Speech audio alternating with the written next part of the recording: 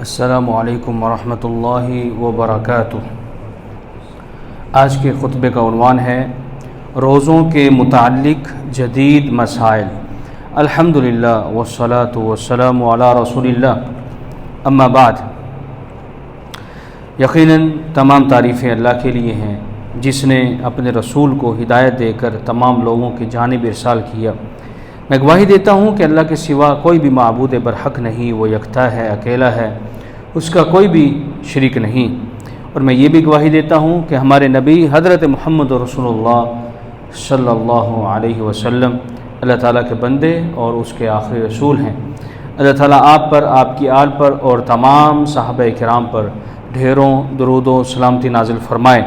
حمد و ثنا کے بعد اے ایمان والو، اللہ تعالیٰ سے کما حقہ ڈرو، اور تمہیں موت آئے تو اس حالت میں کہ تم اسلام کی حالت میں ہوں۔ اے اللہ کے بندو، دین اسلام ایک مکمل ضابطہ حیات ہے۔ اس میں انسانوں کی ہر قسم کی رہنمائی موجود ہے۔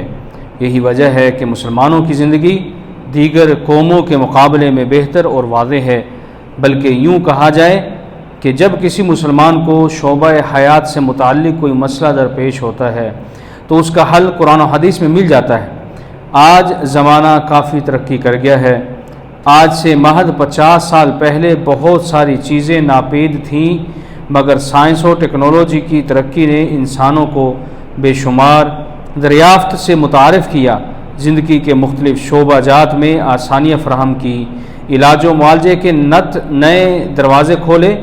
بہت سارے امراض جو کل تک لا علاج سمجھے جاتے تھے یا ان کا علاج مشکل ترین مراحل سے گزر کر کامیاب ہوتا تھا، آج ان میں بڑی سہولت اور ترقی آ گئی ہے۔ اسلام سائنس و ترقی کے مخالف نہیں ہے، وہ جدید وسائل کو اختیار کرنے کی اجازت دیتا ہے جو شرعاً اسلام سے متصادم نہ ہوں۔ علاج کے معاملے میں حرام چیزوں سے معالجہ کرنا جائز نہیں ہے، لیکن اگر معالجہ حرام شے کی ملاوٹ سے پاک ہو تو ہر قسم کے وسائل اور ادویہ کا استعمال جائز ہے۔ رمضان المبارک کا مہینہ مسلمانوں کے لیے انتہائی پرمسرت اور بے پناہ فیوض و برکات کا حامل ہے۔ اس وجہ سے اس ماہ مبارک میں مسلم قوم دینی اعتبار سے دیگر تمام مہینوں کے مقابلے میں زیادہ محتاط، چاق و چوبند، دینی غیرت و حمیت سے لبریز، اجر و ثواب کے حصول کا خواں، نیکی کی طرف سبقت کرنے والی اور اللہ کی خوشنودی کے لیے دن میں روزہ رکھنے والی اور راتوں کو قیام اللیل سے منور کرنے والی نظر آتی ہے۔ جب سائنس و ٹیکنالوجی نے زمانے کو نت نئی ترقیات اور برقی ایجادات و اکتشافات سے متعارف کرایا تو مسلمانوں کو ان کے متعلق شرعی حیثیت جاننے کی ضرورت پڑی، جن سے ایک مسلمان کو خصوصاً مریض کو دوچار ہونا پڑتا ہے۔ ان میں نمبر 1 مسواک اور ٹوتھ برش و پیسٹ ہے۔ روزے دار کے لیے رات و دن کے کسی حصے میں مسواک کرنا سنت ہے۔ حضرت اما عائشہ رضی اللہ تعالیٰ عنہ فرماتی ہیں کہ آپ صلی اللہ علیہ وسلم کا فرمان ہے، مسواک سے منہ صاف ہوتا ہے اور اللہ کی رضامندی حاصل ہوتی ہے۔ شیخ ابن عثیمین رحمہ اللہ فرماتے ہیں کہ اگر مسواک کا مزہ اور اثر تھوک میں آ جائے تو روزہ دار کو چاہیے کہ تھوک اور ذائقہ نہ نکلے۔ البتہ ٹوتھ برش اور پیسٹ کا استعمال کرتے وقت ہمیں یہ دیکھنا ہے کہ پیسٹ قوی الاثر ہے یا غیر قوی الاثر، کیونکہ بازار میں موجود پیسٹ دونوں طرح کی دستیاب ہیں۔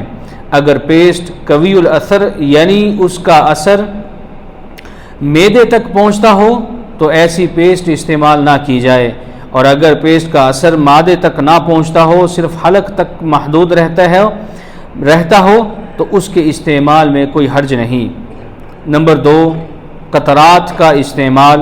ضرورت کے تحت آنکھ اور کان میں قطرات یعنی ڈراپس ڈالنا کوئی حرج کی بات نہیں، اس لیے روزہ نہیں ٹوٹتا۔ اس سے روزہ نہیں ٹوٹتا کیونکہ جو قطرات یا قطرے آنکھ یا کان میں ڈالے جاتے ہیں ان کا اثر معدے تک نہیں پہنچتا۔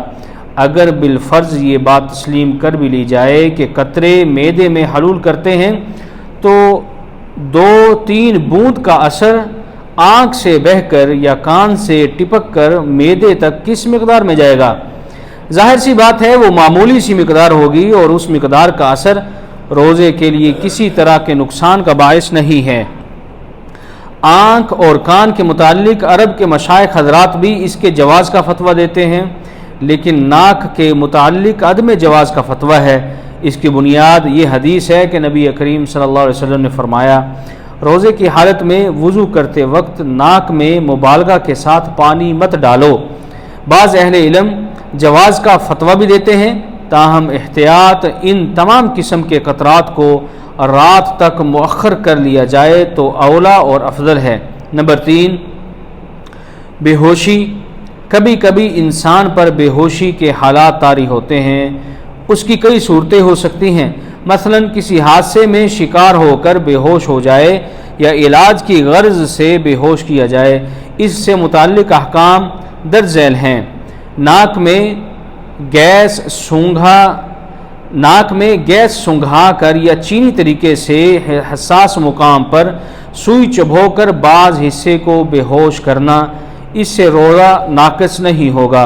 मरीज़ की रग में सरीउल अमल इंजेक्शन लगाकर मखसूस मुद्दत के लिए अक़ल को मौफ़ करना भी इससे रोज़ा नाक़िस नहीं होता।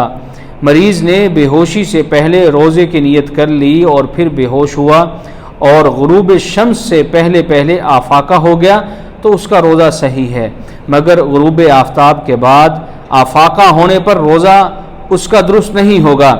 इसलिए ऐसे रोज़े के मुतालिक बेहतरी इसी में है कि उसकी कज़ा कर ली जाए। बेहोशी अगर लंबी मुद्दत यानी महीना या 2 महीने वाली हो तो उसे जनून पर क़यास किया जाएगा और फ़र्ज़ रोज़े छूट जाने पर उसकी कज़ा का मुकल्लफ़ नहीं ठहराया जाएगा। अल्लाह ताला इंसान को उसकी ताकत से बाहर का मुकल्लफ़ नहीं बनाता। नंबर 4, बिछना, निश्तर और नक्सीर का हुक्म। बिछना के सिलसिले में 2 तरह की अहादीस वारिद हैं। बाज़ रिवायात में ज़िक्र है कि बिछना लगाने से रोज़ा टूट जाता है, जबकि दूसरी रिवायत से साबित होता है कि आप सल्लल्लाहु अलैहि वसल्लम ने बहालत रोज़ा बिछना लगवाया, सही बुखारी, और दूसरों के लिए सिंगी लगाने की रुख्सत भी दी। बाद उलमा ने रोज़ा टूटने वाली रिवायात को मनसूख माना है और आप सल्लल्लाहु अलैहि वसल्लम के अमल या उम्मत को रुख्सत देने वाली रिवायात को नासिख माना है। इसलिए रोज़े की हालत में हिजामत करने से रोज़ा फासिद नहीं होता। अलबत्ता अक्सर व बेशतर अहले इल्म की नज़र में सिंगी नाक़िस रोज़ा करने का सबब बनती है। नंबर 5, जिस्म के अंदरूनी हिस्से में आलात या पाइप दाखिल करना। मरीज़ को इलाज की गरज से कभी मैदे में या ज़रूरतन कभी मैदे में या सिनफ़ नाजुक के अगले और पिछले रास्ते में आलात या पाइप वगैरह दाखिल किए जाते हैं ताकि अंदरूनी हिस्से का चेकअप किया जाए। इसकी मुख्तलिफ़ शक्लें और तरीके हैं। इन हालात में गौर तलब अमर यह है कि अगर औजार या आलात के इस्तेमाल में ग़ज़ाई मवाद हो तो रोज़ा फासिद शुमार होगा, और यूं ही बेगर्ज़े मुआयना या इलाज की खातिर गैर ग़ज़ाई मवाद का इस्तेमाल हो तो रोज़ा फासिद नहीं होगा। दरअसल ये अमल इंजेक्शन के मुशाबे है और इसी तरह के अहकाम भी लागू होंगे। नंबर 6, टीका लगाना। टीका चाहे जिल्द में लगे, चाहे गोश्त में लगे या फिर नस में लगे, अगर इन टीकों में ग़ज़ाई मवाद नहीं तो रोज़ा दुरुस्त है, वगरना रोज़ा फासिद होगा। शुगर के मरीज़ का टीका लगाना भी जवाज़ के कबील से है। शरियान में मुस्तकिल लगी रहने वाली सुइयों का भी यही हुक्म है।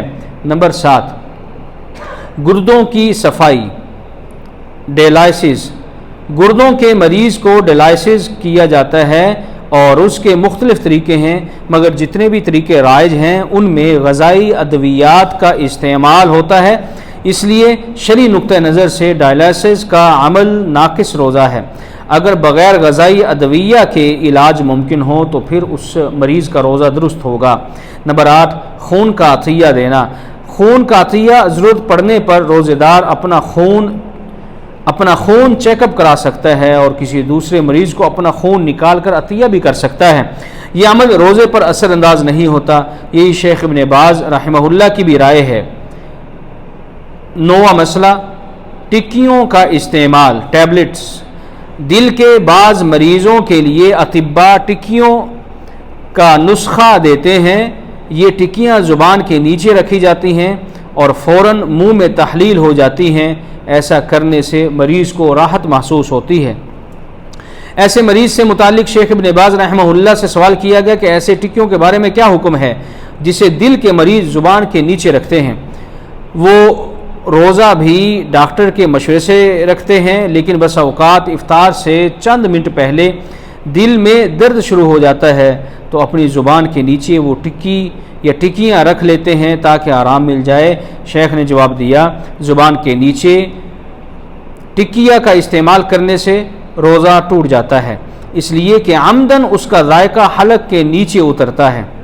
بعض دیگر علماء عرب و عجم کا موقف ہے چونکہ یہ ٹکیاں منہ ہی میں محدود رہتی ہیں، ان کا اثر و نفوذ نہیں کرتا، اس لیے ان ٹکیوں کا استعمال بحالت روزہ جائز ہے۔ بہرحال یہ مسئلہ اختلافی ہے۔ اگر اس ٹکیا سے اثر حلق سے نیچے اترتا ہے تو بلا شبہ مفطر ہوگا، یعنی اس کا روزہ ختم ہو جائے گا۔ اگر اس کا اثر زبان تک ہی محدود ہے، حلق سے نیچے نہیں اترتا تو اس کا روزہ فاسد نہیں ہوگا۔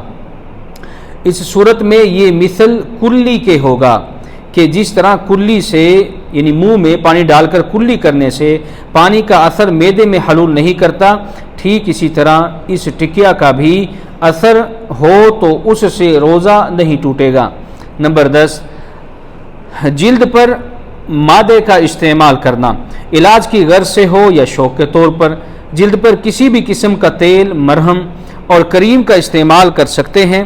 جلد پر ملی جانے والی کوئی بھی چیز مسام کے ذریعے جلد کے نیچے خونی مواد میں جذب ہو جاتی ہے، لیکن جذب ہونے کا یہ عمل بہت سست ہے، لہذا جلد پر ملی جانے والی چیز بھی روزے کو ناقص نہیں کرتی۔ نمبر 11، دانتوں کی صفائی۔ روزے کی حالت میں دانتوں کی صفائی، سکیننگ یا دانت نکلوانا یا دانتوں کی اصلاح کرنا سارے امور جائز ہیں۔ احتیاط کا تقاضا یہ ہے کہ اس عمل کو رات کے لیے مؤخر کر دے یا دن میں ایسا عمل انجام دینے کی ضرورت میں دانتوں سے بہنے والا خون حلق سے نیچے نہ اترے۔ دانتوں کی صفائی میں استعمال ہونے والے ٹیکے بھی روزے کے لیے نقصان دہ نہیں۔ نمبر 12، زخموں کا علاج۔ جسم کے کسی حصے میں زخم ہو، روزے دار ان زخموں کا علاج بھی کرا سکتا ہے، کیونکہ یہ عمل نہ تو کھانے پینے پر قیاس کیا جائے گا اور نہ ہی عرف میں اسے کھانا پینا کہتے ہیں۔ نمبر 13، اسپرے کا حکم۔